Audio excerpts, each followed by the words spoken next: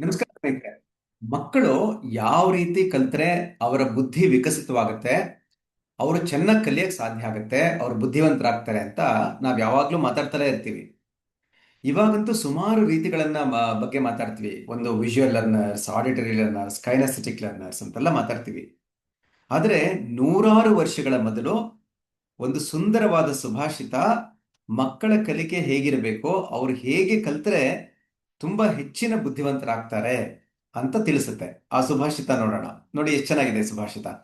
ಯಹ ಪಠತಿ ಲಿಖತಿ ಪಶ್ಯತಿ ಪರಿಪೃಚ್ಛತಿ ಪಂಡಿತಾನಾಂ ಉಪಾಶ್ರಯತಿ ತಸ್ಯ ದಿವಾಕರ ಕಿರಣೈಃ ನಳಿನೀದಲಂ ಇವ ವಿಸ್ತಾರಿತ ಬುದ್ಧಿ. ಎಷ್ಟು ಚೆನ್ನಾಗಿದೆ ನೋಡಿ.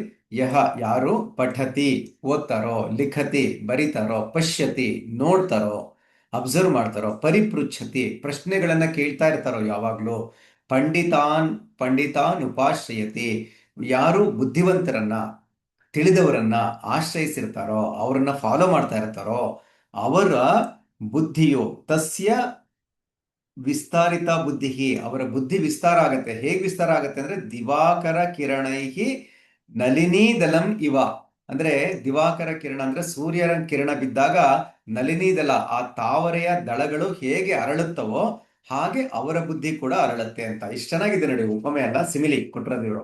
ಅಂದ್ರೆ ಏನೋ, ಯಹ ಪಠತಿ ಯಾರು ಓದ್ತಾರೋ, ಲಿಖತಿ ಬರೀತಾರೋ, ಪಶ್ಯತಿ ಗಮನಿಸ್ತಾರೆ, ಅಬ್ಸರ್ವ್ ಮಾಡ್ತಾರೋ, ಪರಿಪೃಚ್ಛತಿ ಪ್ರಶ್ನೆಗಳನ್ನ ಕೇಳಿ ಕೇಳಿ ತಿಳ್ಕೊತಾ ಇರ್ತಾರೋ, ಪಂಡಿತಾನ ಪಂಡಿತಾನ್ ಉಪಾಶ್ರಯತಿ ಯಾರು ಬುದ್ಧಿವಂತರನ್ನ ತಿಳಿದವರನ್ನ ಆಶ್ರಯಿಸಿರ್ತಾರೋ, ಅವ್ರ ಜೊತೆ ಇರ್ತಾರೋ, ಇವರ ಬುದ್ಧಿ ಹೇಗೆ ಸೂರ್ಯನ ಕಿರಣಗಳು ಬಿದ್ದಾಗ ತಾವರೆ ದಳಗಳು ಅರಳುತ್ತೋ ಆ ರೀತಿ ಅರಳುತ್ತೆ ಅಂತ ಈ ಸುಭಾಷಿತ ಹೇಳುತ್ತೆ.